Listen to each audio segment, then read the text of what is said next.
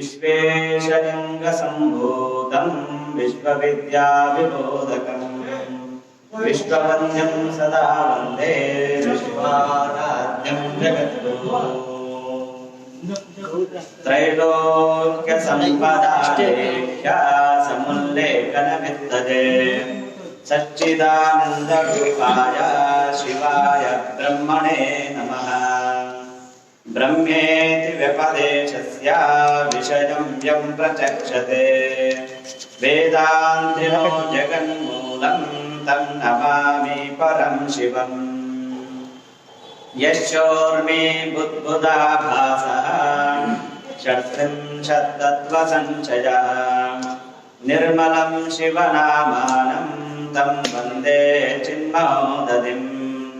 यद्भासा भासते विश्वं यत्सुखेनानुमोदते नमस्तस्मै गुणातीत विभवाय परात्मने सदाशिवमुखाशेष तत्त्वोन्मेषविदारिणे निष्कलङ्कस्वभावाय नमः शान्ताय शम्भवे स्वेच्छा विग्रहयुक्ताय स्वेच्छावर्तनवर्तिने स्वेच्छाकृतत्रिलोकाय नमः साम्बाय शम्भवे।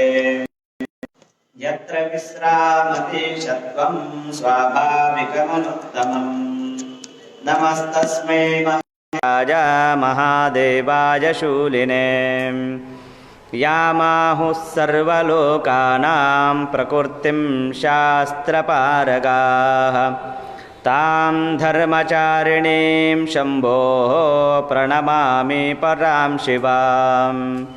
यया महेश्वरः शम्भोर्नामरूपादिसंयुतः तस्यै मायास्वरूपायै नमः परमशक्तये। शिवद्यादिसमुत्पन्ना शान्त्यातीतपरोत्तरां मातरं तां समस्तानां वन्दे शिवकरीं शिवाम्।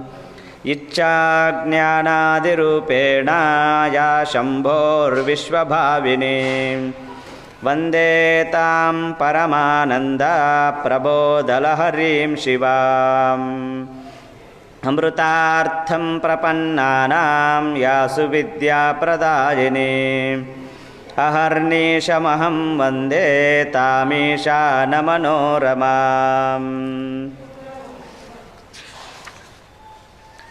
ततो विवेकसम्पन्नो विरागी शुद्धमानसः जिज्ञासुः सर्वसंसारदोषध्वंसकरं शिवम्।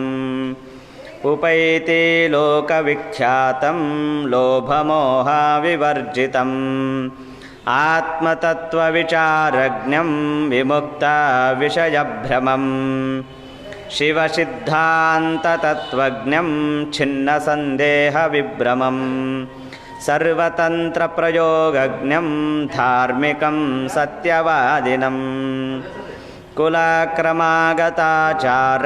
कुमार्गाचारवर्जितं शिवध्यानपरं शान्तं शिवतत्त्वविवेकिनं भस्मोद्धूलननिष्णातं भस्मतत्त्वविवेकिनं त्रिपुण्ड्रधारणोत्कण्ठं धृतरुद्राक्षमालिकम्। जयमंगलं जय नमः पार्वतीपतये शिव हर हर महादेव। श्रीमज्जगद्गुरु पंचाचार्य महाराज की जय। श्रीमज्जगद्गुरु विश्वाराध्य शिवाचार्य महाराज की जय। श्रीमज्जगद्गुरु विश्वेश्वर शिवाचार्य महाराज की जय। श्रीमज्जगद्गुरु डॉक्टर चंद्रशेखर शिवाचार्य महाराज की जय। भगवती विशालाक्ष अन्नपूर्णा सहित भगवान विश्वनाथ महाराज की जय। सकल साधु संत महाराज की जय। जय मंगलम जय नमः पार्वती पतये शिव हर हर हर महादेव।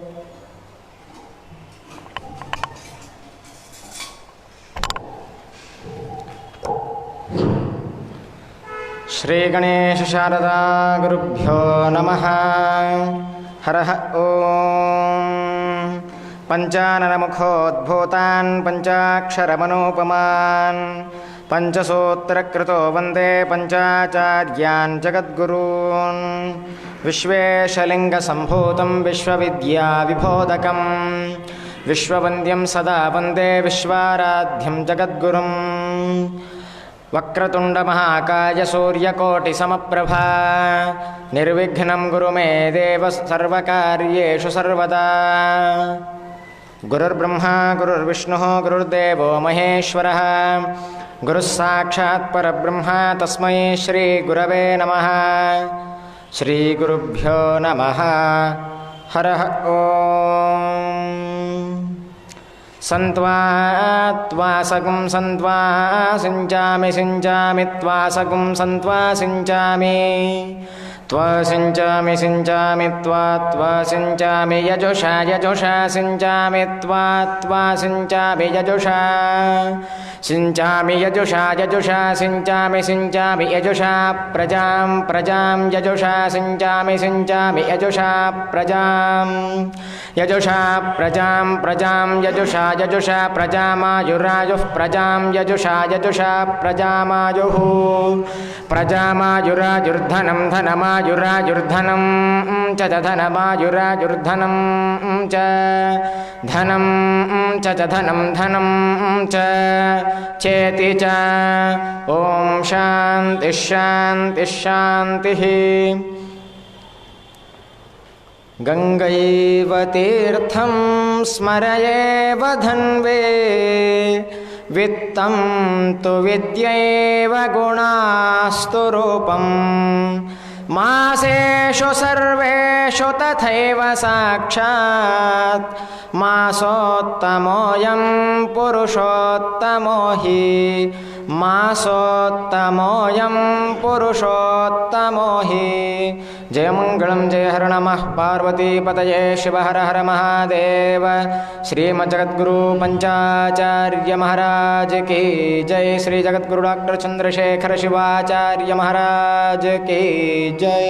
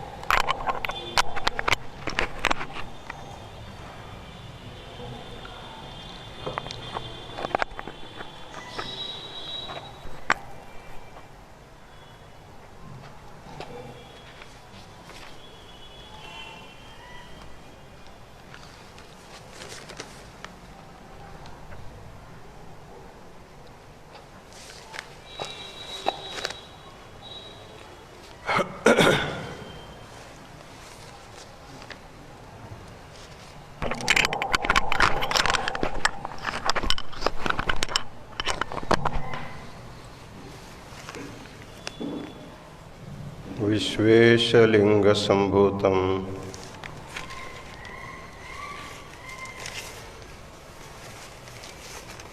विश्वविद्याविबोधकं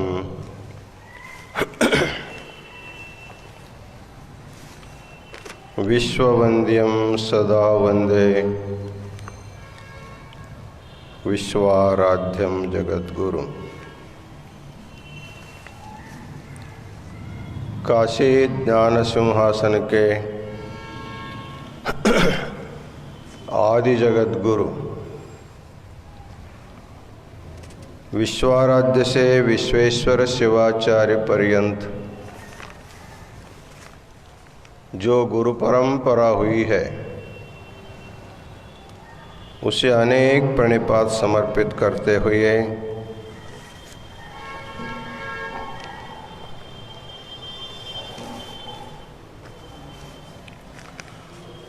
इस पवित्र पुरुषोत्तम मास में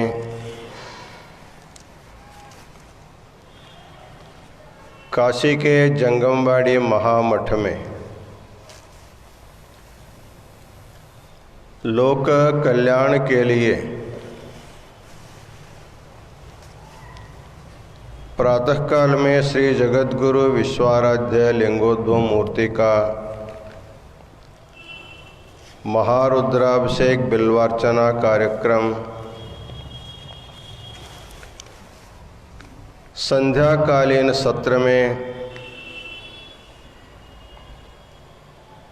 एक आध्यात्म का चिंतन निर्बाध गत्या चल रहा है। आज के प्रातःकालीन पूजा में विविध सेवा के भक्तों का नाम इस प्रकार है। सोलापुर के श्रीमती जयदेवी कलशेट्टी, इन्होंने आज की पूजा लिया है। श्रीमती जयदेवी को अनंत मंगलाशीर्वाद प्रदान करते हैं। अक्कलकोट के श्री श्रीशैल बसवन्नप्पा कलशेट्टी, सौ रूपाली श्रीशैलप्पा कलशेट्टी और संपूर्ण कलशेट्टी परिवार को भी शुभ मंगलाशीर्वाद प्रदान करते हैं। अहमदपुर के श्री शिवसांब चवंडा,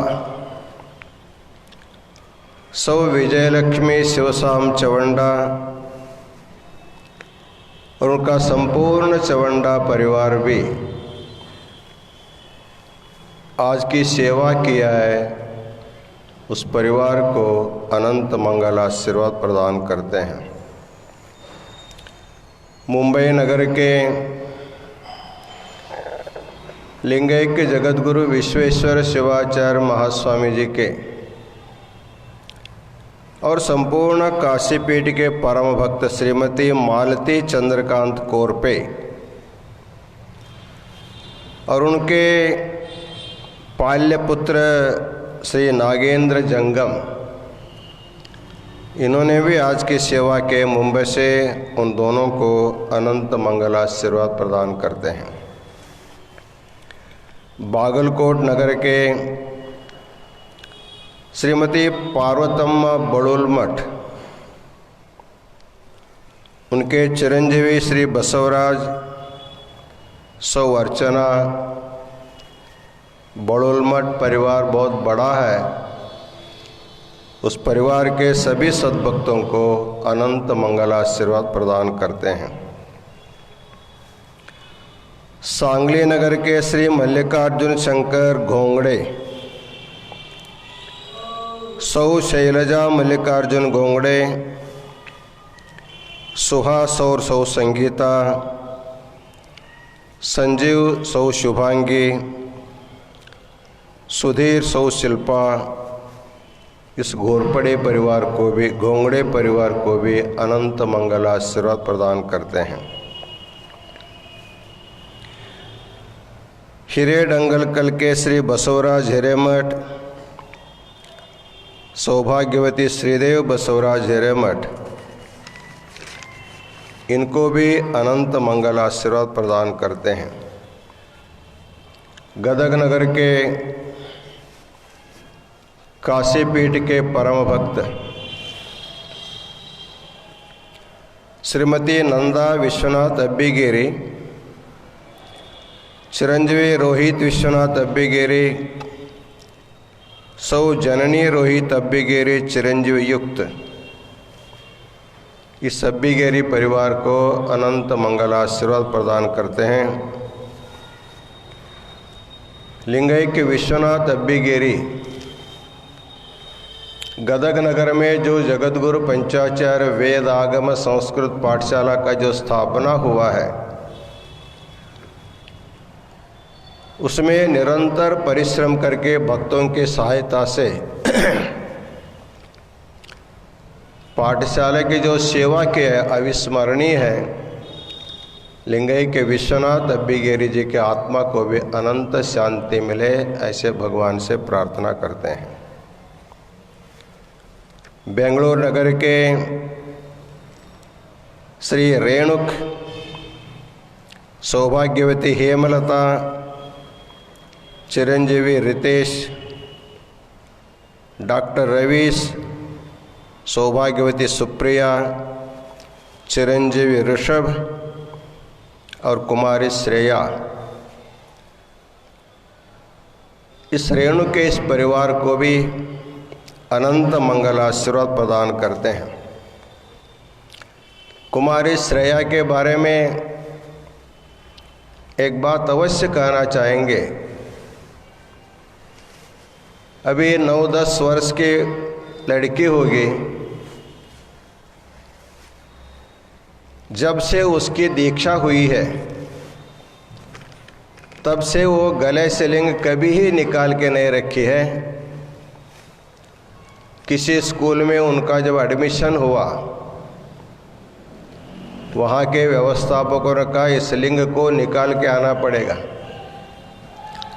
उन्होंने कहा मैं तुम्हारा स्कूल छोड़ दूंगा लेकिन लिंग नहीं छोड़ूंगी। ऐसे निष्ठावान लिंग भक्त कुमारी श्रेया इस घर में जन्म लिया है। इस घर का बड़ा भाग्य हम समझते हैं। हैदराबाद के अकुल बसव प्रसाद राव सौ बसव कुमारी इस राव परिवार को भी अनंत मंगल आशीर्वाद प्रदान करते हैं। बेंगलुरु नगर के श्रीशैलप्पा बड्डी सौ सुनंदम्मा बड्डी, यह परिवार भी गुरु भक्त है। कोई भी जगत गुरु बेंगलोर में जाते हैं तो उनके प्रसाद की व्यवस्था करने में सुनंदम्मा अग्रसर रहती है।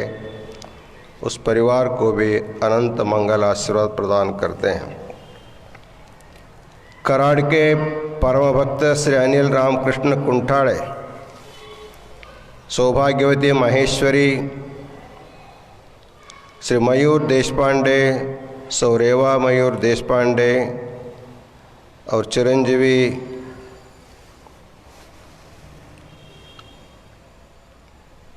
उनको भी राणु, इनको भी अनंत मंगल आशीर्वाद प्रदान करते हैं।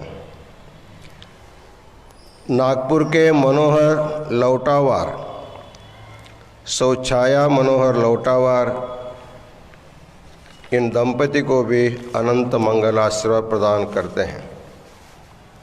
जवड़का गांव के श्री शिवलिंग स्वामी,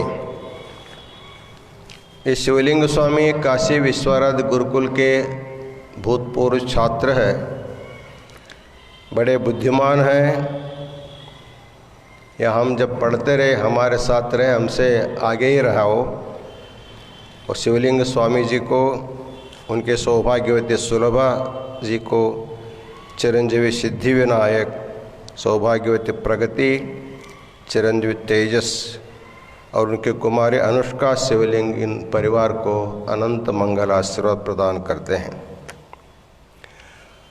औरंगाबाद के श्रीमती सुमनबाई नागेश वीरकर,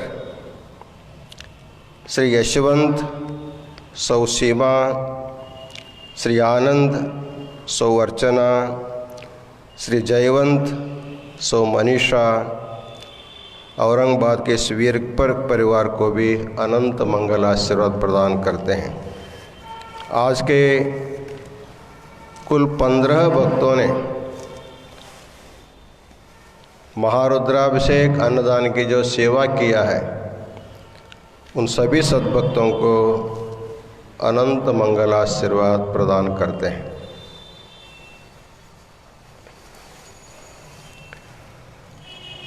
सायंकालीन ज्ञान सत्र में हम लिंगाचार के बारे में बताते हुए केवल लिंग धारण करना लिंगाचार नहीं,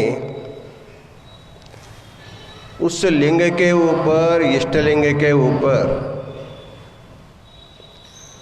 अपने प्राण से भी प्यार करना, भक्ति करना, तभी हमारा लिंगाचार सार्थक होता है। भक्ति जीवात्मा क्यों करता है? सच देखा जाए, बच्चे माता पिताओं के ऊपर प्रेम क्यों करते हैं? क्योंकि माता पिता हमको जन्म दिया है, हमको पाला है, पोषा है, प्रशिक्षित किया है, उनके बहुत बड़ा ऋण हमारे ऊपर रहता है। शास्त्र में कहा गया है, ऋणानि त्रीण्यपाकृत्य मनोमोक्षे निवेशयेत्। जब तक 3 ऋणों से जीवात्मा मुक्त नहीं होता तब तक उसको मुक्ति नहीं मिलती। पहला ऋण होता है देव ऋण, दूसरा ऋण होता है पितृ ऋण, और तीसरा ऋण होता है गुरु ऋण। देव ऋण इसलिए है, भगवान ने जीवों के लिए 1 नहीं 2 नहीं 84 लाख प्रकार के योनि निर्माण किया है। हमको किसी सामान्य योनि में ढकल दे होते तो वहीं रहते हैं, लेकिन कृपा करके उन्होंने सोचा अनेक जन्मों ने इन्होंने अच्छा कर्म किया है, ये हमारे पास आने के लिए लायक है। मनुष्य जन्म से ही भगवान को प्राप्ति हो सकती है, अन्य जन्मों में नहीं हो सकती है। इसलिए कृपा करके भगवान ने जो मनुष्य जन्म दिया, दुर्लभम मानुषम जन्म जननम ज्ञान साधनम, ज्ञान के साधन रूपी जन्म को प्राप्त होने के बाद ये न जानन्ति देवेशम तेषाम आत्मा निरर्थकः। इसलिए आत्मा का निरर्थकता न हो, सार्थक होने के लिए भगवान ने मनुष्य जन्म दिया। ये भगवान की कृपा ऋण है। और माता पिता जन्म दिया, उनका ऋण हमारे ऊपर रहता है, और हमको दीक्षा शिक्षा करके हमारा जीवन को पावन किया गुरु महाराज, उनकी भी ऋण होती है। इसलिए भगवान की सेवा करके, पूजा करके, भक्ति करके भगवान के ऋण से हमको मुक्त होना पड़ता है। जैसे माता पिता की सेवा करना अनिवार्य है, वैसे वह भगवत भक्ति भी करना अनिवार्य है। लेकिन जीव इतना चालबाज है, सहजा सहज वो सेवा नहीं करता, सेवा से विमुख होने के लिए हमेशा सोचता रहता है। भगवान ने सोचा इसको मैंने मनुष्य जन्म तो दे दिया, लेकिन किसी न किसी बहाना बना करके ये हमसे दूर जाता है। वैसे तो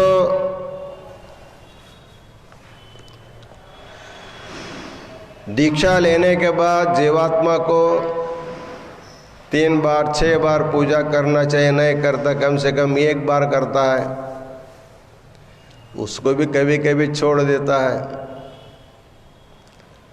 छोड़ने का जब अभ्यास हो जाता है छोड़ ही देता है, ऐसे भी होता है। भगवान ने सोचा इसको कैसे लाइन पर कैसे लाना।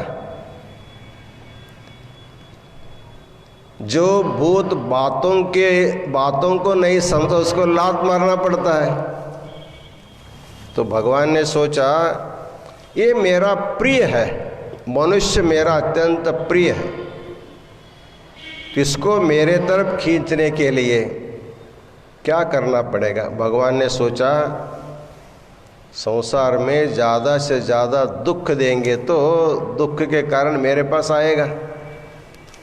इसलिए कहते हैं दुख में सुमिरन सब करे, सुख में करे न कोई। यदि सुख में सुमिरन करे दुख काहे को होए।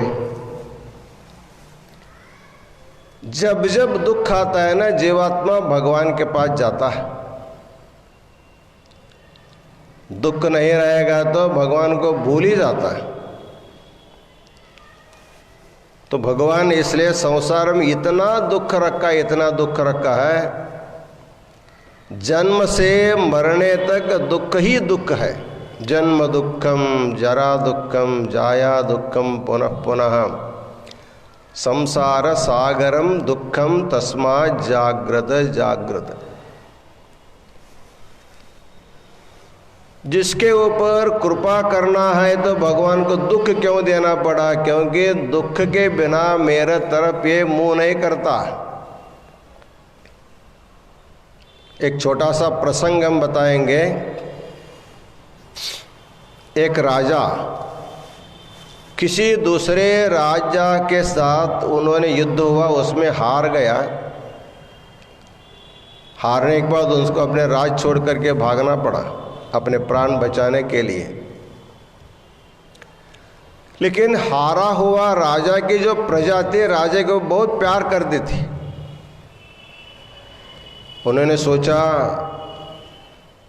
मैं जिंदा हूँ, ये हमारे प्रजा को मालूम हो जाएगी तो मेरे तरफ कभी न कभी ये लोग आएंगे, फिर मैं अपना राज्य ले सकता हूँ। तो एक पहाड़ में गुफा में बैठा रहा। सोचा मैं जिंदा हूँ, ये कैसे लोगों को मालूम होगा। तो उस पहाड़ से लग करके एक रास्ता जाती थी। उस गुफा में बैठ के राजा एक दिन 2 दिन सोचा, इस रास्ते से बहुत से लोग आते जाते हैं, तो मैं यहाँ हूँ, इन लोगों को पता लगना चाहिए। उनके हाथ में 3 मूल्यवान अंगूठी थी। एक अंगूठी निकाला, इस रास्ते में जो लोग आएंगे उनके सामने फेंक देने से लोग देखेंगे ये राजा का अंगूठी है, राजा यहीं कहीं होगा, ऐसे ढूंढ करके मेरे पास आएंगे। 2 तरुण मित्र जा रहे थे। उस समय राजा बरोबर ही उनके सामने उसको गिरा दिया।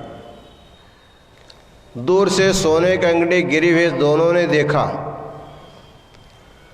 दोनों के मन में लालसा निर्माण हो गई। अरे सोने की अंगूठी गिर गई, कहाँ से गिर गई, कौन गिरा, इसके बारे में नहीं सोचा। उसको लेने के लिए दोनों दौड़ पड़े। तो जिसके लाठी उसके भैंस बोलते हैं ना, एक वस्तु 2 को नहीं मिल सकता। उसमें किसी के एक मिला और लेकर के भाग गया, उसके पीछे ये भी भाग गया। लेकिन ये अंगूठी किसके, दोनों ने विचार नहीं किया। राजा ने सोचा मेरी अंगूठी व्यर्थ हो गए। ये तरुण लोग ठीक नहीं होते हैं, थोड़ा सा वृद्ध आएंगे तो उनको फेंकना चाहिए। तो दोपहर में 2 वृद्ध जा रहे थे। दूसरे अंगूठी निकाला, फेंक दिया। वो भी वृद्ध धीरे धीरे जा रहे, किसी को दिखाई दिया दोनों में से, वो जा करके तुरंत उसको ले लिया। शास्त्र में कहा गया है शरीर जीर्ण हो सकता है लेकिन आशा जीर्ण नहीं हो सकती।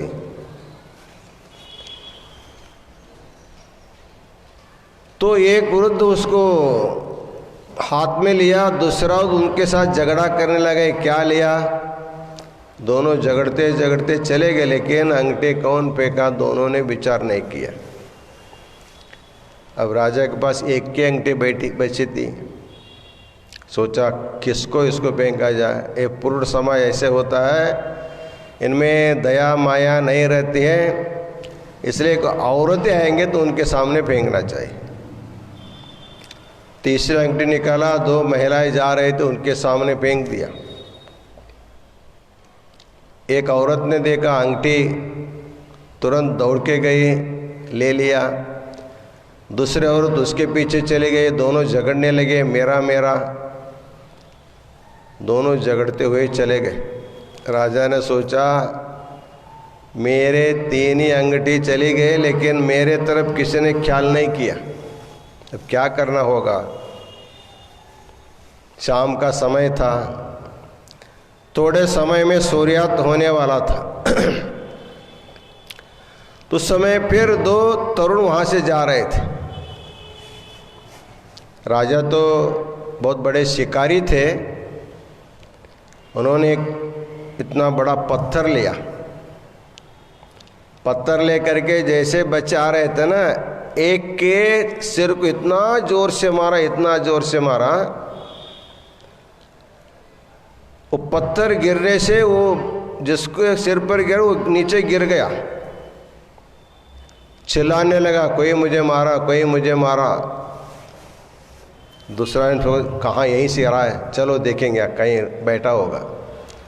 तो ढूंढते ढूंढते आए, राजा की तरफ आए। राजा को देखा, महाराज आप है? हाँ मैं हूँ। आप पत्थर क्यों फेंका? राजा बोला, मैं 3 अंगूठी फेंका, कोई मेरे तरफ नहीं आया। उसको लेकर के भाग गए। जब मैं पत्थर फेंका तब मेरे तरफ तुम लोग आ गए। वैसे भगवान ने हमको बहुत सारी संपत्ति दिया, खा पी करके भगवान को भूल करके हम लोग बैठ गए। भगवान ने सोचा इन जीवों को हमारे तरफ आकृष्ट करने के लिए इनको दुख ही देना चाहिए करके इतना दुख संसार में रखा, इतना दुख संसार में रखा। उसी दुख के वजह से लोग भगवान के तरफ आने लगे। इसलिए भगवद गीता में भगवान ने कहा, आर्तो जिज्ञासुरर्थार्थी ज्ञानी च भरतर्षभ चतुर्विधा भजन्ते माम जना सुकृति नोर्जुन। हे अर्जुन, मेरे ऊपर भक्ति करने वाले संसार में 4 प्रकार के लोग हैं। किस उद्देश्य से मेरे पास आते हैं? पहला जो है आर्त भक्त।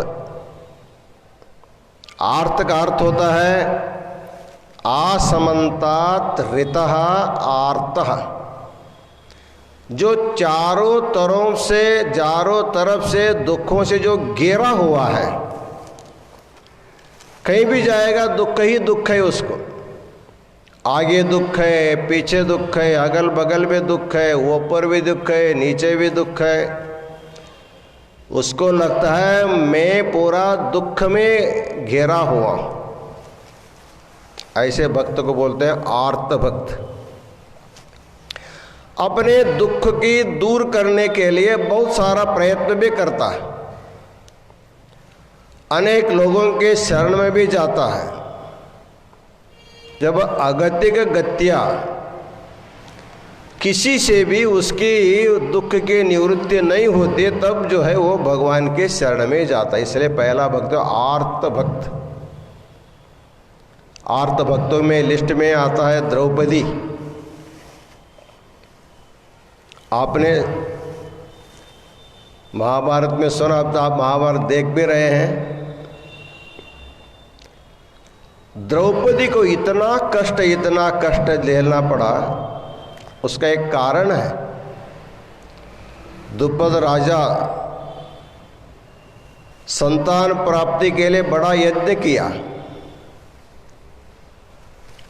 तो अग्निदेव ने प्रसन्न होकर के उनको बोला, तुमको पुत्र तो हम देंगे, साथ ही साथ एक पुत्री को भी तुमको लेना पड़ेगा, तब तुमको पुत्र देंगे। पहला पुत्र जन्म हुआ, बाद में अग्नि से द्रौपदी का जन्म हुआ। जन्म होने से पहले उन्होंने अग्निदेव से प्रार्थना किया, क्योंकि उसको नहीं चाहिए था, पुत्री नहीं चाहिए थी। न चाहने वाले संतान को भगवान जबरदस्ती दे रहा था, तब उन्होंने उस कन्या के ऊपर इतना रुष्ट था, क्यों मेरे घर में आ रही है। उन्होंने सोचा इस संसार में जितना दुख है सारा मुझे पुत्री को मिलना चाहिए। ऐसे खुद दुख मांग लिया उसने। इसलिए द्रौपदी को इतना दुख झेलना पड़ा। भरी सभा में उसका निर्वस्त्र करने का जब प्रयत्न चल रहा था, उस समय वहाँ बैठे बैठे द्रोणाचार्य थे, भीष्माचार्य थे, अपने पति थे, सबको जब शरण गए तो किसी ने उसको रक्षा नहीं किया। बाद में जब भगवान के तरफ हाथ करके उन्होंने मांग किया, उस समय कहा जाता है भगवान वस्त्रावतार लिया, उनका वरावतार अलग है, वामनावतार अलग, लेकिन वस्त्रावतार दुशासन कितना भी खींचता है तो वो समाप्त नहीं होता। इस प्रकार जब जीवात्मा दुख से संपूर्ण घेरा हुआ जाता है उस समय भगवान की तरफ जाता है। उस भक्त को कहते हैं आर्त भक्त। वैसे संसार में आर्त भक्त भरपूर है, एक नहीं दो नहीं अनेक प्रकार के दुख सबको लगाई हुआ है। दूसरा आर्त भक्त है शास्त्र में गजेंद्र। एक बहुत बड़ा हाथी पानी में गया मगर उसके पैर को पकड़ लिया। जमीन पर हाथी का बल होता है, पानी पर मगर का बल होता है। उसको खींचते खींचते जब गहरे पानी में लेने जाएगा तब उन्होंने उनके सब जो समाज था हाथी सब भाग गए। बाद में अनन्य गति से भगवान को प्रार्थना किया। उस समय भगवान आया। तो रक्षा करना होगा तो उसको मारना पड़ेगा। उसको मारेंगे तो इसको बचाने उसको मार दे, क्या फर्क हुआ? एक को बचाने के लिए दूसरे मारने का क्या पुरुषार्थ है? या तो दोनों को बचाना चाहिए था। भगवान ने मगर को मारा और गजेंद्र को रक्षा किया। लेकिन कहा जाता है भगवान मगर को मारा मतलब मगर को मुक्ति दे दिया। जिस मुक्ति के लिए ऋषि महर्षि कितना प्रयत्न करते तभी मुक्ति नहीं मिलती है, ऐसे मुक्ति को भगवान ने मगर को दे दिया और हाथी को जीवन दान दे दिया। इसलिए शास्त्र में कहा जाता है बड़े व्यक्ति के द्वारा उनके हाथों से यदि मरण भी आता है वो हमारे लिए कल्याणकारक होता है। जब रामायण का युद्ध हुआ, इधर वानर सेना मर गई, उधर राक्षसों की सेना मर गई। राम तो दयालु थे, उन्होंने सोचा द्वेष मेरा और रावण के बीच में रहा, लेकिन बीच में इतने निरपराधी वानर भी मर गए और राक्षस भी मर गए, इनको पुनः जीवदान देना चाहिए। से उनके मन में विचार आया। तब देवेंद्र से प्रार्थना किया, देवेंद्र स्वर्ग में अमृत है, ला करके इनके ऊपर छिड़काओ, ये सब जीवित हो जाए। तो तुलसीदास लिखते हैं सुधा वृष्टि भई दुई दल ऊपर, जे भालु कपि नहीं रजनीचर। जब अमृत की वर्षा हुआ उस समय भालू कभी जिंदे हो गए, राक्षस एक भी जिंदा नहीं हुआ। जे भालू कभी नहीं रजनीचर। तब राम ने पूछा इंद्र से, मैं केवल मेरी सेना को जीवित करने के लिए नहीं कहा था, दोनों को जीवित करने को बोला, तो आपने मेरे सेना को जीवित किया और राक्षस सेना को वैसे छोड़ दिया। उन्होंने कहा भगवान राम जी आप तो जानते ही हैं, जब आपके हाथ से जो मरता है वो मुक्ति ले लेता है, उनको पुनर्जन्म नहीं होता। इसलिए सत्संग जानि निधनान्यपि तारयन्ति।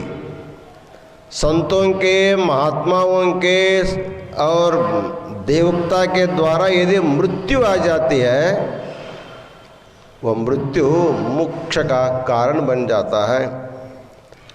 तब गजेंद्र को जीवदान हुआ और मगर को भगवान ने मुक्ति दे दिया। इस प्रकार संसार में आर्त अर्थात नाना प्रकार के दुखों के वशीभूत होकर के भगवान के पास जीव जाता है। ये भगवान की लीला है। इसलिए बड़े बड़े लोग भगवान के सुख नहीं मानते, भगवान से दुख मांगते। अक्कमा देवी जो कर्नाटक में बहुत बड़ी स्त्री संत हो गए हैं, उन्होंने एक वचन में, कन्नड़ वचन में भगवान से, मल्लिकार्जुन से प्रार्थना करती है, भगवान मुझे हर एक घर में खाने के लिए भिक्षा मांगने की व्यवस्था करो, अर्थात मुझे भिक्षुक बना दो। मैं भिक्षा मांगने के लिए किसी के घर के सामने जा कर के भिक्षा मांगूंगी तो किसी को न देने की बुद्धि दो, भिक्षा न दे मुझे। यदि किसी के मन में दया आ गई, मुझे भिक्षा देने कोई आएगा, वो देने वाली भिक्षा मेरे झोली में पड़ने से पहले उसको नीचे गिराने की व्यवस्था करो। इतना ही नहीं बोलते, आगे बोलते हैं, नीचे गिरी हुई रोटी को मैं लेने से पहले कुत्ता आकर के उसको लेकर भागने के लिए बोल दो। मतलब दुख मांगने कोई हद है? ये केवल संत ही दुख मांग सकता है, संसारी दुख नहीं मांग सकता। संसार हमेशा के लिए सुख ही मांगता है, लेकिन मांगने से सुख नहीं मिलता। आपका पुण्य रहेगा तो सुख मिलेगा। इसलिए भगवान ने दुख इसलिए दिया, और दुख के वजह से मेरे तरफ तुम आ जाओगे, तुम्हारा कल्याण होगा। इसलिए भगवान ने अनेक प्रकार के दुख दिया। इसलिए आर्त भक्त उसको कहते।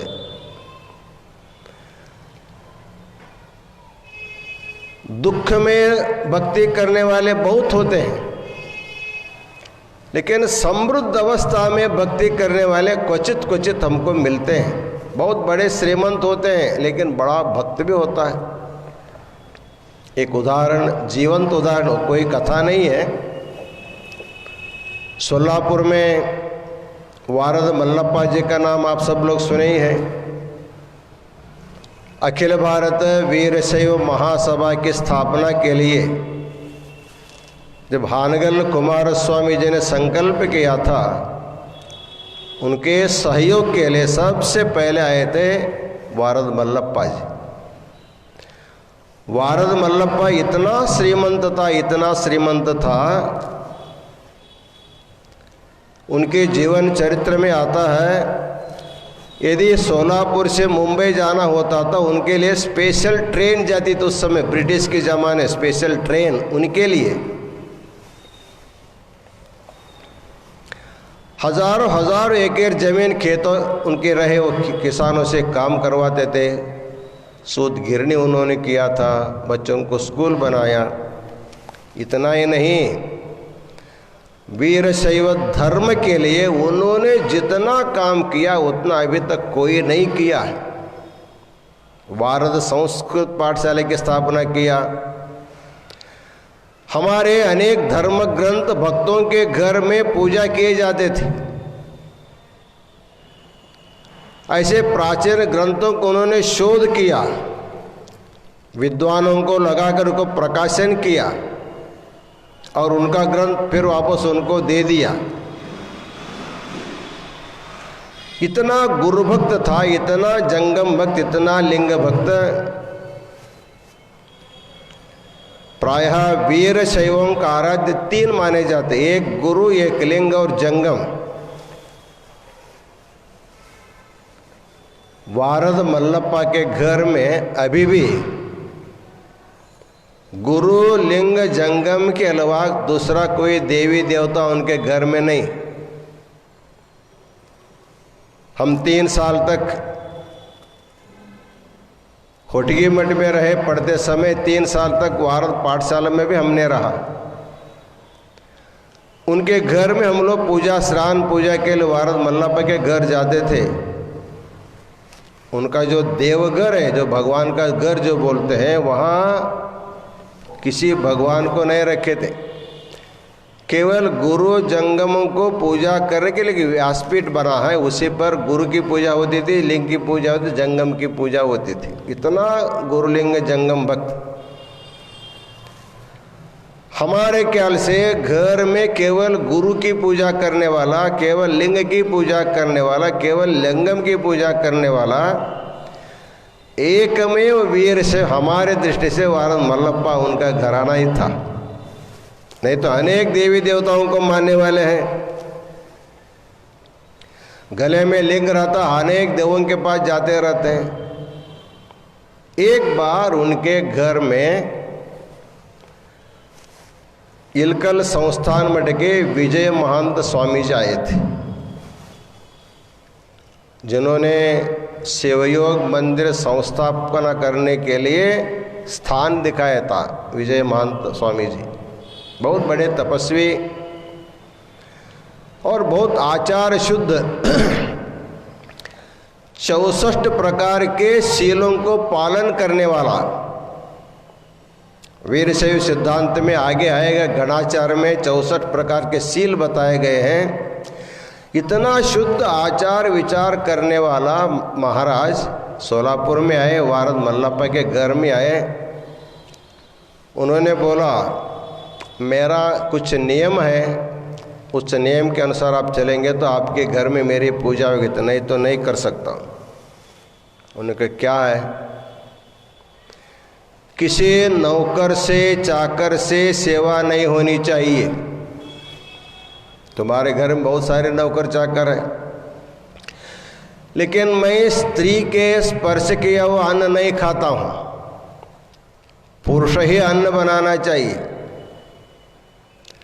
नौकर भी नहीं बनाएगा, पत्नी भी नहीं बनाएगी, बच्चे भी नहीं बनाएगी, तुमको खुद बनाना पड़ेगा। स्नान करके खाना बनाना पड़ेगा, मेरी सेवा करनी पड़ेगी। आप कर सकते हैं? उन्होंने कहा, इससे बड़ा भाग्य क्या है। यदि और कोई श्रीमंत बोलता, अरे महाराज जी जाइए किसी के घर में, नौकरों से करने वाले श्रीमंत बहुत है, चाकरों से गुरु सेवा करने वाले श्रीमंत बहुत हो सकते, लेकिन खुद सेवा करने वाला श्रीमंत एकमेव था, वारद मल्लप्पा जी। उन्होंने इतना अगर्भ श्रीमंत होने पर भी उन्होंने सोचा, ये श्रीमंती कुछ श्रीमंत नहीं, मेरे श्रीमंत है मेरा गुरु, मेरा लिंग, मेरा जंगम। सिद्धांत शिखामणि में एक स्थल आता, त्रिवेद संपत्ति स्थल। वीर शैवों की संपत्ति क्या है? ये भौतिक संपत्ति नहीं। जिसको गुरु है, जिस घराना को गुरु है, जिस घराने के लोगों के गले में इष्टलिंग है, जिस घराने के लोग जंगम पर प्रेम करते हैं, वही घराना श्रीमंत घराना है, वही व्यक्ति श्रीमंत है। नहीं तो सब के सब दरिद्र ही दरिद्र माने जाते हैं। तो उन्होंने बोला, मेरी संपत्ति तो तुच्छ है, मैं उस श्रीमंत से श्रीमंत नहीं हूँ। मुझे आपने इतना बड़ा भाग्य दिया, ऐसे कभी प्रसंग मुझे नहीं मिला, लेकिन आपने आशीर्वाद दिया, मैं खुद करूँगा करके, खुद स्नान करके, गीला वस्त्र पहन करके रसोई बनाया, उनको पूजा में सब सामान लगाया, उनके पाद पूजा किया, पादोदक लिया, उनको प्रसाद परोसा, तब महाराज प्रसन्न होकर के चले गए। ऐसे श्रीमंत भक्त कहाँ मिलते हैं? इसलिए हम कहते हैं, दरिद्र अवस्था में भगवत भक्ति करने वाले, गुरु भक्ति करने वाले, जंगम भक्ति करने वाले बहुत मिल सकते हैं, लेकिन अपार श्रीमंती होते हुए भी गुरु भक्ति करने वाले बहुत कम होते हैं। ये हमारे समाज का बड़ा सौभाग्य माना जाएगा। उन्हीं के कारण उनके गुरुकुल में पढ़े हुए अनेक महाराज जगत गुरु बन गए, शिवाचार्य बन गए, निरंजन मूर्ति बन गए। उस समय में उन्होंने जो ग्रंथ छपा, 100 से ऊपर ग्रंथ उन्होंने छपा है। एक विश्वविद्यालय से जो काम होना चाहिए, केवल एक व्यक्ति ने उस समय करके दिखाया है। ऐसे श्रीमंत होने पर भी भक्ति करने वाला होना चाहिए। हाँ, दरिद्रता में भक्ति करने वाले बहुत होते हैं। भगवान ने कहा, आर्तो, दुख के कारण भक्ति करने वाले हैं आर्त भक्त। दूसरा भक्त होता है अर्थार्थी भक्त। अर्थ का अर्थ होता है पदार्थ, प्रतिष्ठा, पद के लिए भक्ति करना। बहुत से लोग, हम लोग भगवान की पूजा करते हैं, पूजा करके मांगते कितना हम लोग, 1 पैसा का हम लोग भगवान को अर्पण करते हैं, करोड़ों रुपए हम भगवान से मांगते हैं, फिर भी भगवान उनको इच्छा पूर्ण करता है। अर्थार्थी का भी इच्छा भगवान पूर्ण करता है, आर्त का भी इच्छा पूर्ण करता है, क्योंकि किसी न किसी ढंग से मेरे पास आना चाहिए। जो मांगता है उसको देने के बाद उसकी भक्ति बढ़ जाती है। जैसे विभीषण था, वो अर्थार्थी भक्त था, भगवान के ऊपर भक्ति किया, उनको लंकाधिपति होना था, लंका पद की प्राप्ति होनी थी, इसलिए उन्होंने भक्ति किया, अर्थार्थी भक्त है। जो अर्जुन था वो जिज्ञासु भक्त माना जाता है। उनकी जिज्ञासा की तृप्ति के लिए भगवान ने 700 श्लोकों में 18 अध्याय में भगवद गीता का उपदेश किया, अर्जुन को निमित्त मानकर उपदेश किया है। इसलिए जो जानने की इच्छा रखता है, जिज्ञासा, परम तत्व को जानने की इच्छा रखता है, उसकी इच्छा को पूर्ण करके भगवान उसकी भक्ति को स्वीकार करते हैं। चौथा भक्त होता है ज्ञानी भक्त। ज्ञानी भक्त की गणना में हनुमान जी की गणना की जाती है। हनुमान जो भक्ति करता है ना, उसको देखने से हनुमान को कुछ नहीं आता है, हमसे लगता है। इतना दीन, इतना हीन अवस्था में बैठ करके भगवान की पूजा करता है, प्रार्थना करता है, हमेशा हाथ जोड़ करके खड़ा रहता भगवान के सामने। लेकिन उनसे बड़ा ज्ञानी दूसरा नहीं था। मनोजवम मारुततुल्य वेगम जितेंद्रियम बुद्धिमतां वरिष्ठम। बुद्धिमतां वरिष्ठ। संसार में जितने भी ज्ञानी रहे उनसे सबसे बड़ा ज्ञानी हनुमान जी था, शंकर का अवतार था। एक बार रामचंद्र जी का पट्टाभिषेक हुआ। भगवान राम सिंहासन पर बैठे थे। राम जी आकर के नमस्कार, हनुमान जी आकर के नमस्कार किया। राम ने पूछा, तुम कौन हो? हनुमान जी को थोड़ा आश्चर्य लगा, क्या भगवान सब भूल गए? सीता का शोध मैंने किया, समुद्र के ऊपर सेतु बनवाया और रावण को मारने के लिए वानर सेना जुटाया, इनको खंधे पर ला करके सिंहासन पर बिठाया। सिंहासन पर बैठते बैठते राम जी साहब को भूल गए क्या? ऐसे एक क्षण के लिए उनके मन में विचार आया। दूसरे क्षण में उन्होंने सोचा, नहीं, इसके पीछे कोई रहस्य होगा। मुझे जानते हुए भी मुझे भगवान पूछ रहा है, इसका अर्थ दूसरा हो सकता है।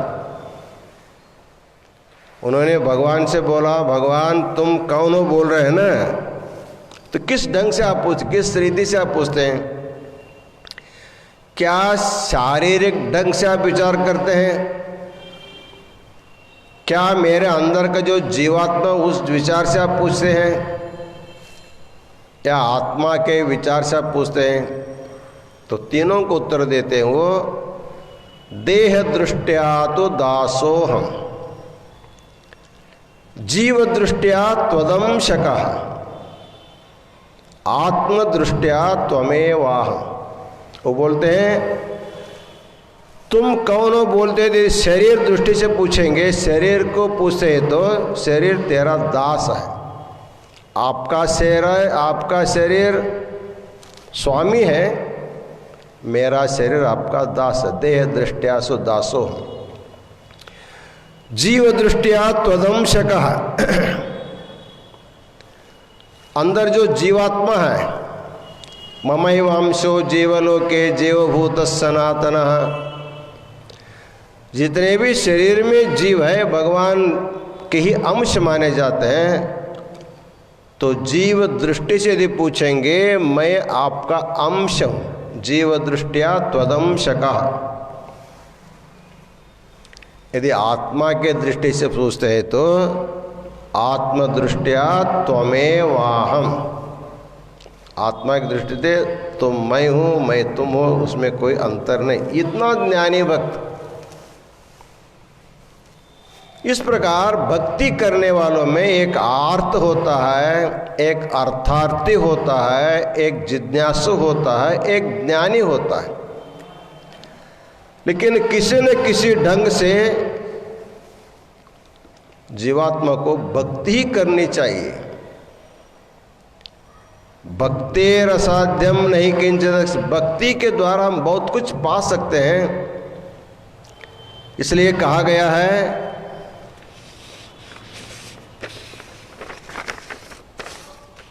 किम वेदैः किम ततशास्त्रैः किम यज्ञैः किम तपोव्रतैः नास्ति चेत् शांकरी भक्ति देहिनां जन्म रोगिणां। आप 4 वेदों के पंडित हैं, चतुर्वेदी है, वेद मुखोद्गत है, लेकिन भक्ति नहीं है तो वो वेद पठन का कोई मूल्य नहीं। बोलते किम ततशास्त्रे, 6 शास्त्रों का अध्ययन किया, न्याय वैशेषिक सांख्य योग मीमांसा उत्तर मीमांसा आदि 6 दर्शनों का 6 शास्त्रों का भरपूर अध्ययन किया। किसी शास्त्र की बात पूछेंगे तुरंत आप उत्तर दे सकते हैं।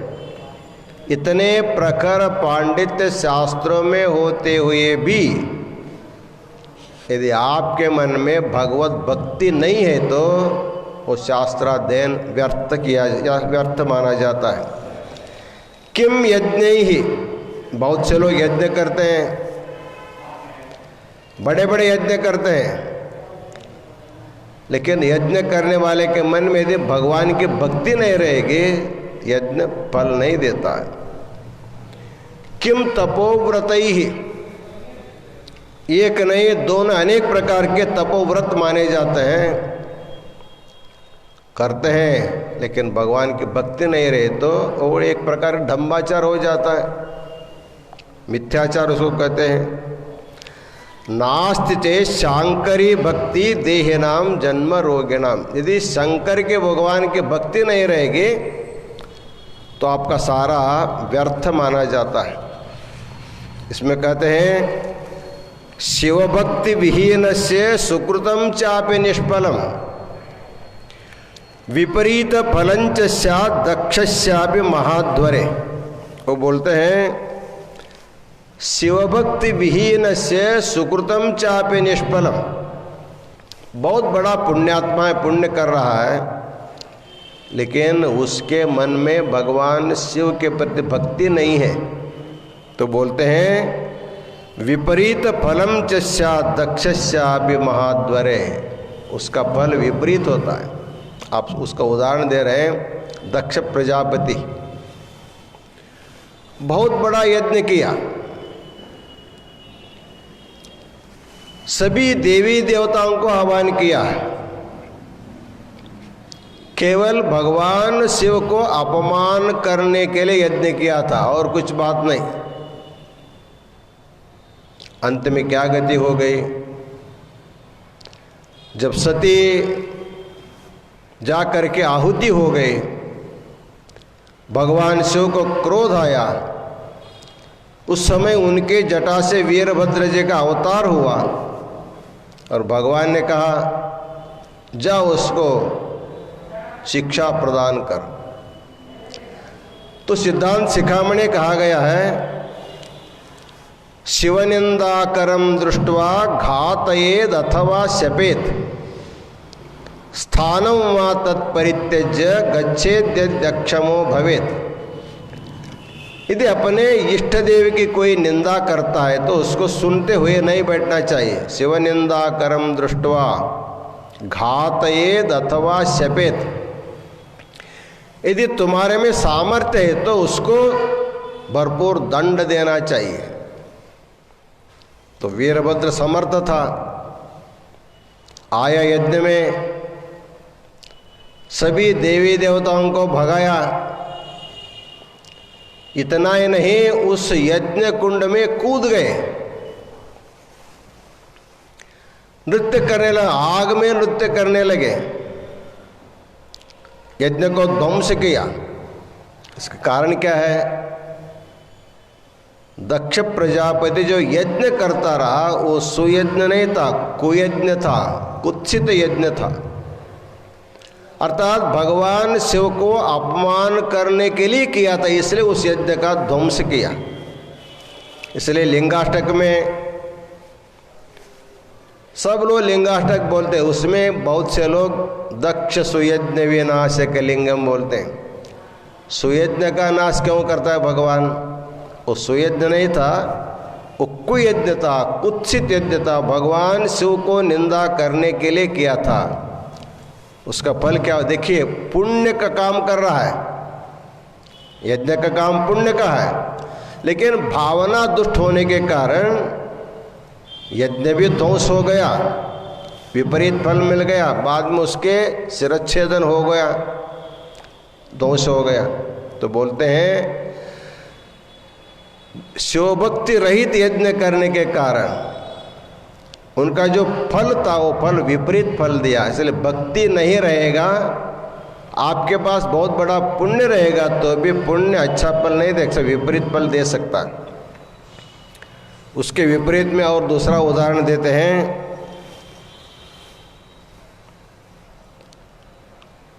अत्यंत पाप कर्मापि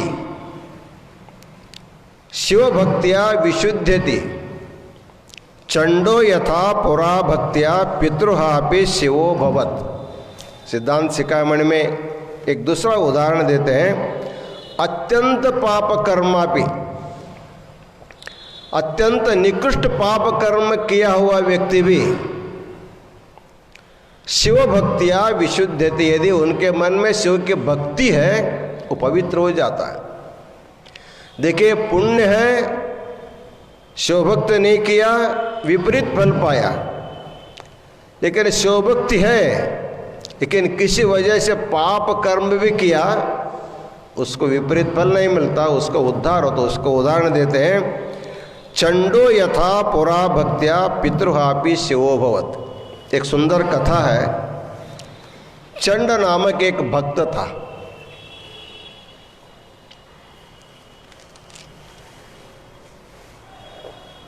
वो जानवरों को चरने का काम करता था। अपने घर में जो गाय वगैरह थे उसको जाग करके वो चरने के लिए जाता था। लेकिन इतना बड़ा शिवभक्त, इतना बड़ा शिवभक्त था, ला करके गायों को जंगल में छोड़ देता और वहाँ बालों का शिवलिंग निर्माण को उसकी पूजा करते आनंद से बैठ जाता था शाम तक, और कुछ काम नहीं करता था। एक दिन पिताजी उनको देखने आए।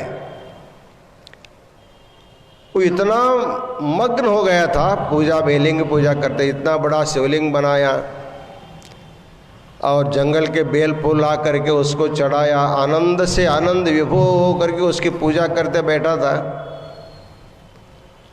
पिताजी आया, देखा, अरे एक गाय चरने का काम छोड़ करके पूजा करते बैठा है। उसको लगा रोज यही काम करता होगा ये। तब भाई इतना गुस्सा से आया, इतना गुस्सा से आया, आ करके उस वालमय शिवलिंग को लात मार दिया, उसको बिगाड़ दिया। इसको चंड भक्त ने देखा, इतना क्रोध आया उसको, इतना क्रोध, आवेश में आकर के पिता का शिरच्छेदन कर दिया। पितृहापी, पिता का हत्या किया हो। बोलते हैं अत्यंत पाप कर्मापि शिव भक्त्या विशुद्धति चंडो यथा पुरा भक्त्या पितृहापि शिव। उस समय भगवान शिव प्रसन्न हो, प्रकट हो गए।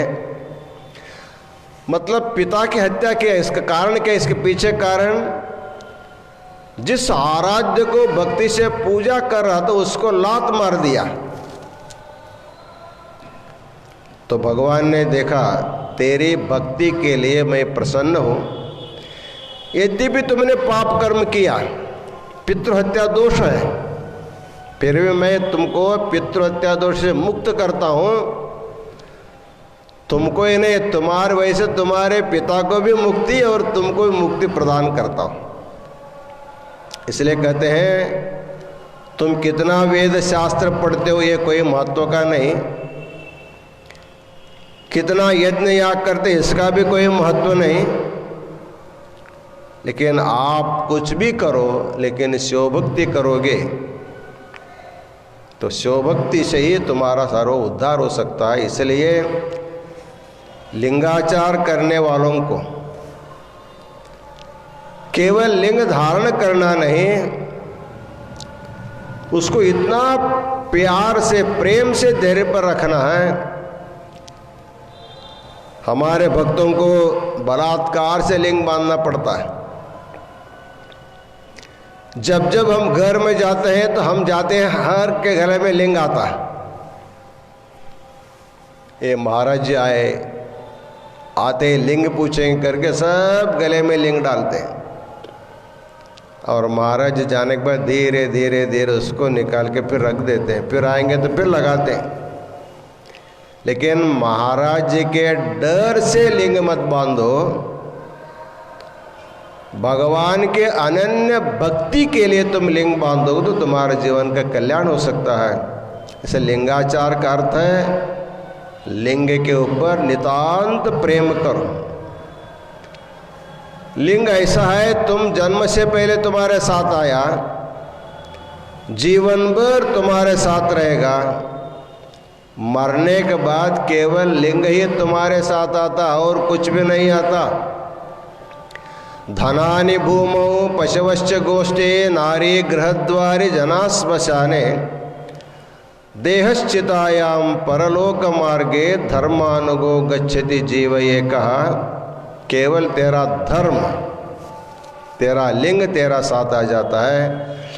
जो जन्म से पहले आया मरने के बाद आपके साथ आ जाता है। ऐसे लिंग के ऊपर नितांत भक्ति करना ही ये लिंगाचार है। इसी से जीवन का कल्याण होगा। इन्हीं वचनों के साथ आज का आशीर्वचन पूर्ण करते हैं। आज के पूजा में जिन भक्तों ने अपना योगदान दिया है उन सभी भक्तों को अनंत मंगल आशीर्वाद प्रदान करते हैं। एक हम सूचना दे रहे हैं, हमारे काशी पीठ में एक बहुत बड़े वेद विद्वान मल्लिकार्जुन शास्त्री जी है। श्रीशैलम में जो वीरशैव गुरुकुल है उस गुरुकुल के संस्थापक श्री चंद्रशेखर शिवाचार्य स्वामी जी के अंतिम शिष्य, ये अंतिम शिष्य।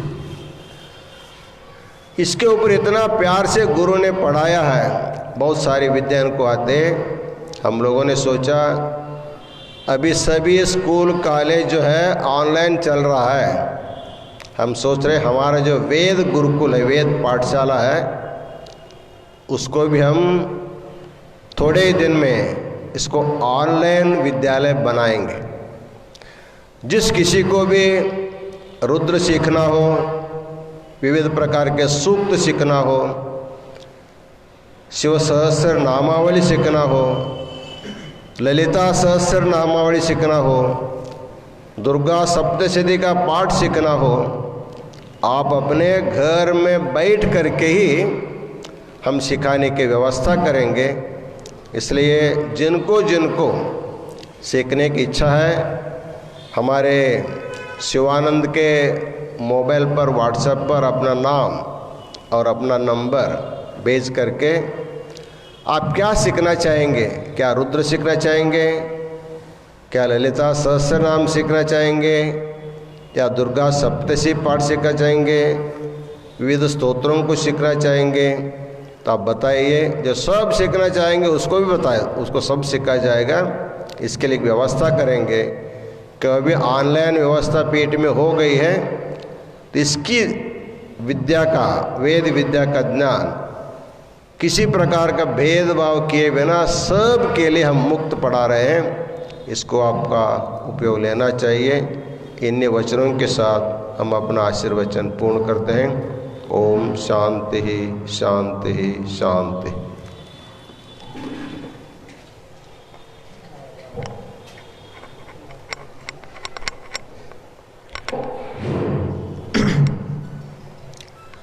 जय मंगलम जय हर नमः पार्वती पतये शिव हर हर हर हर महादेव। श्री विश्वाराध्याय मंगलम शिव विश्वैकपालाय मंगलम। श्री विश्वाराध्याय मंगलम शिव विश्वैकपालाय मंगलम। विश्वेशजाताय विश्वादिबीजाय श्री विश्ववन्द्याय मंगलम शिव विश्वैकपालाय मंगलम। चरवृन्दवन्द्याय मंगलम वरचरनीतिबोधाय मंगलम। गुरुरूपधाराय गुरुराजराजाय परिपूतदेहाय मंगलम शिव विश्वैकपालाय मंगलम। भवमूलभङ्गाय मंगलम शिव शिवलिङ्गसंगाय मंगलम। भवमङ्गलाङ्गाय शिवपिङ्गचूडाय कवितुङ्गसेव्याय मंगलम शिव विश्वैकपालाय मंगलम। काशीपुरेशाय मंगलम कविकाशीनाथेशाय मंगलम। क्लेशापहाराय पाशप्रमोचाय श्रीशाधिमान्याय मंगलम शिव विश्वैकपालाय मंगलम। श्रीविश्वाराध्याय मंगलम शिव विश्वैकपालाय मंगलम। शिव विश्वैकपालाय मंगलम शिव विश्वैकपालाय मंगलम। आनन्दमानन्दकरं प्रसन्नं ज्ञानस्वरूपं निजबोधरूपं योगेन्द्रमेढ्यं भवरोगवैद्यं श्रीमद्गुरुं नित्यमहं नमामि। श्रीमद्गुरुं नित्यमहं नमामि। विश्वेशलिङ्गसम्भूतं विश्वविद्याविबोधकं विश्ववन्द्यं सदा वन्दे विश्वाराध्यं जगद्गुरुं। विश्वाराध्यं जगद्गुरुं। जयमङ्गलं जय हर नमः पार्वतीपतये शिव हर हर हर महादेव। श्रीमज्जगद्गुरु पंचाचार्य महाराज के जय। काशी विशालाक्षी अन्नपूर्णा समेत विश्वनाथ भगवान के जय। श्री जगद्गुरु विश्वाराध्य शिवाचार्य महाराज के जय। जगद्गुरु विश्वेश्वर शिवाचार्य महाराज के जय। श्री जगद्गुरु डॉक्टर चंद्रशेखर शिवाचार्य महाराज के जय। जय मंगलम जय पार्वती पतये शिव हर महादेव।